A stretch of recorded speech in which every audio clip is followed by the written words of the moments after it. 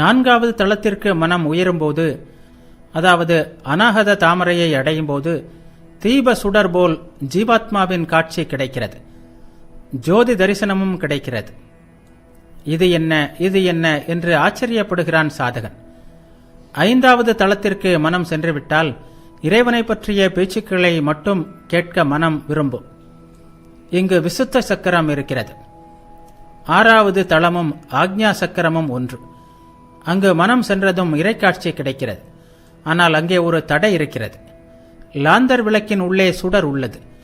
ஆனால் இடையில் கண்ணாடி இருப்பதால் அதை தொட முடியாது. அதுபோல் ஜனக மன்னர் 5வது தளத்திலிருந்து பிரம்மஞான உபதேசம் செய்தார். அவர் சில வேளைகளில் 5வது தளத்திலும் சில வேளைகளில் 6வது தளத்திலும் தங்கினார். 6 சக்கரங்களை துளைத்த பிறகு 7வது தளம். அங்கே சென்றதும் மனம் ஒடுங்கி விடுகிறது. ஜீவாத்மாவும் பரமாத்மாவும் ஒன்றாகி விடுகின்றன. சமாதி உண்டாகிறது. உடல் உணர்வு விலகி அனைத்தும் மறந்து விடுகிறது. புற உணர்வு நீங்குகிறது. பன்மை காணும் அறிவு மறைகிறது. ஆராய்ச்சி நின்று விடுகிறது. ஆராய்ச்சி செய்யும் போது பன்மை காணும் அறிவு உள்ளது என்று திரைலங்க சுவாமிகள் கூறினார். ஆராய்ச்சியில் பன்மை உணரப்படுகிறது. சமாதிக்கு பிறகு 21 நாட்களில் மரணம் வாய்க்கிறது. ஆனால் குண்டலினி சக்தி விழித்து எழாமல் விழிப்புணர்வு ஏற்படுவதில்லை. இறை அனுபூதி பெற்றவர்களுக்கு சில அடையாளங்கள் உள்ளன. அவன் பாலகனைப் போல், பித்தனைப் போல், ஜடத்தைப் போல், பேய் போல் ஆகிவிடுகிறான். மேலும் நான் எந்திரம், இறைவன் அதை இயக்குபவர், அனைத்தையும் நடத்துபவர் இறைவன், மற்றவர்கள் செயலற்றவர்கள் என்ற திடமான உணர்வு அவனுக்கு உண்டாகிறது. இலை அசைவதும் இறைவனின் விருப்பப்படியே என்று சீக்கியர்கள் கூறினர். ராமனின் விருப்பப்படியே எல்லாம் நடக்கின்றன என்ற உணர்வு வேண்டும். ராமரின் விருப்பப்படி துணி விலை ரூபாய் 6 அணா. ராமரின் விருப்பப்படி திருட்டு நடந்தது. ராமரின் விருப்பப்படி கொள்ளையர் பிடிபட்டனர். ராமரின் விருப்பப்படி என்னை போலீசார் பிடித்து சென்றனர். கடைசியில் ராமரின் விருப்பப்படியே என்னை விடுதலையும் செய்தார்கள் என்று நெசவாளி கூறினானே, அதுபோன்ற உணர்வு. மாலை வேளை நெருங்கிக் கொண்டிருந்தது. குருதேவர் சிறிது கூட ஓய்வெடுக்க முடியவில்லை. தொடர்ந்து பக்தர்களுடன் பேசிக் கொண்டிருந்தார். மணிராம்பூர் மற்றும் பெல்கேரியா பக்தர்களும் பிறரும் தரையில் வீழ்ந்து குருதேவரை வணங்கி விடைபெற்றனர். பிறகு கோயில்களுக்கு சென்று வழிபட்டுவிட்டு இருப்பிடம் திரும்பினர். பகவான் ஸ்ரீராமகிருஷ்ணரின் அமுத மொழிகள். ஸ்ரீராமகிருஷ்ணருக்கும் அவரது பக்தர்களுக்கும் இடையில் நடைபெற்ற உரையாடல்கள். வெள்ளி, ஜூன் 15, 1883. அமாவாசை கழிந்து 10ஆம் நாள், தசரா பண்டிகை. பக்தர்கள் பகவான் ஸ்ரீராமகிருஷ்ணரை தரிசிப்பதற்காக தட்சிணேஸ்வர காளி கோவிலுக்கு வந்திருந்தார்கள். அதற்கும் மாவிற்கும் தசரா விடுமுறை கிடைத்ததால் அவர்களும் வந்திருந்தனர். ராக்காலின் தந்தை தம் மாமனாருடன் வந்திருந்தார். ராக்காலின் தந்தை 2வது திருமணம் செய்து கொண்டிருந்தார். அவரது மாமனார் முன்பே குருதேவரின் பெயரை கேள்விப்பட்டிருந்தார். அவர் ஒரு சாதகர். குருதேவரை தரிசிக்க வந்திருந்தார். உணவிற்கு பிறகு குருதேவர் சிறிய கட்டிலில் அமர்ந்திருந்தார். அவ்வப்போது ராக்காலுடைய தந்தையின் மாமனாரை பார்த்தார். பக்தர்கள் கீழே அமர்ந்திருந்தனர். மாமனார் கேட்டார், சுவாமி, இல்லறத்தில் இருப்பவர்களால் கடவுளை அடைய முடியுமா? ஸ்ரீராமகிருஷ்ணர் புன்முறுவலுடன் கூறினார், ஏன் முடியாது? சேற்று மீனை போல் இரு. அது சேற்றில் வாழ்கிறது. ஆனால் அதன் உடலில் ஒன்றும் சேறு இல்லை.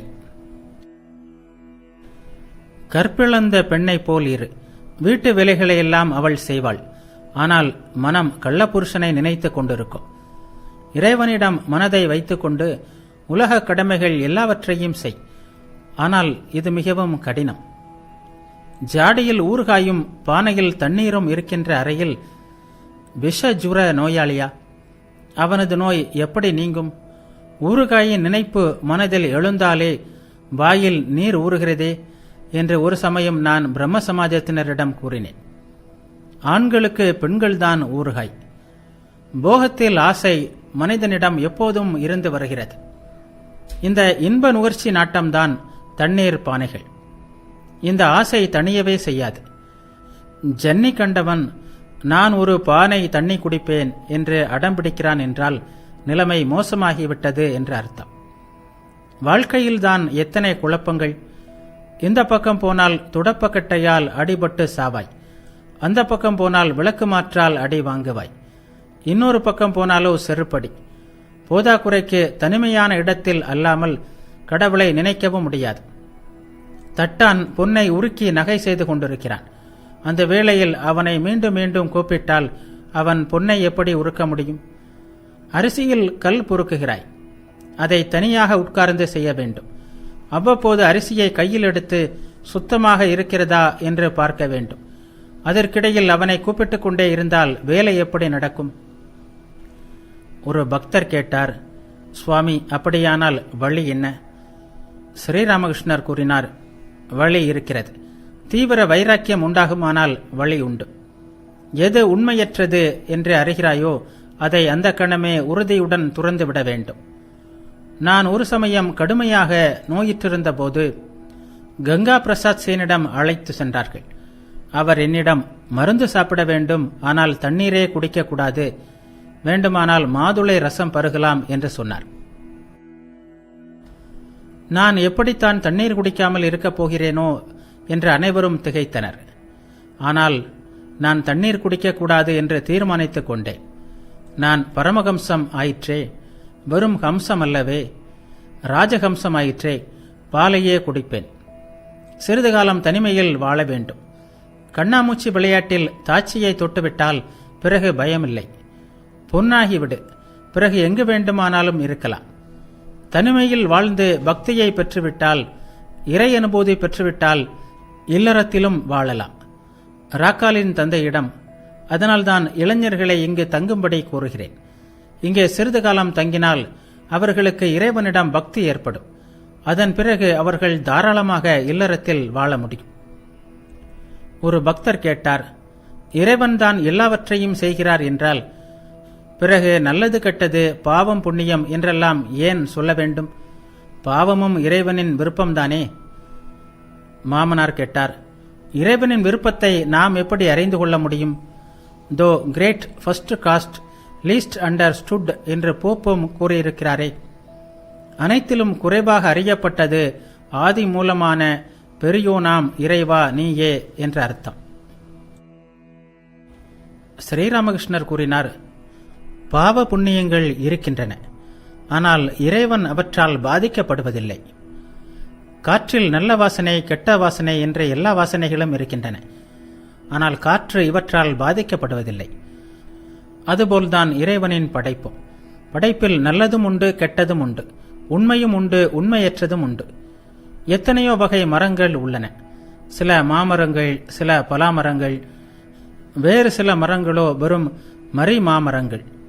பாருங்கள், முரடர்களும் தேவைப்படத்தானே செய்கிறார்கள். எந்த தாலுகாவில் குண்டர்கள் குழப்பம் விளைவிக்கிறார்களோ அங்கே முரடனை அனுப்ப வேண்டும். அப்போதுதான் அங்கே நிலைமை சீராகும்.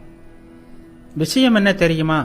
இல்லறத்தில் ஈடுபடுவதால் மனதின் ஆற்றல் செலவழிந்து போகிறது.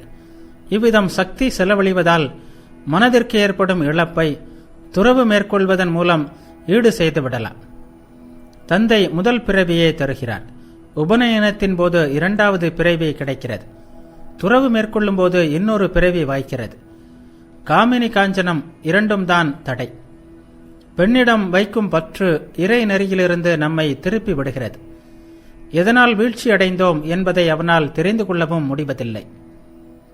கோட்டைக்கு போய்க் கொண்டிருந்தேன், வண்டி இறக்கத்தில் போய்க் கொண்டிருக்கிறது என்பதை கொஞ்சம் கூட புரிந்து கொள்ள முடியவில்லை. உள்ளே சென்ற பிறகுதான் எவ்வளவு கீழே வந்திருக்கிறோம் என்பது தெரிந்தது.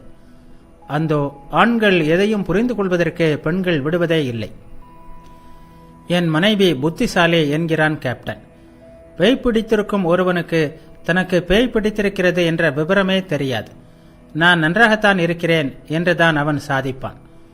எல்லோரும் மௌனமாக கேட்டுக்கொண்டிருந்தனர். இல்லறத்தில் பயப்பட வேண்டியது காமம் மட்டுமல்ல, கோபமும் இருக்கிறது. ஆசைகளை நிறைவேற்றிக் கொள்வதில் தடைகள் ஏற்படுமானால் கோபம் வருகிறது.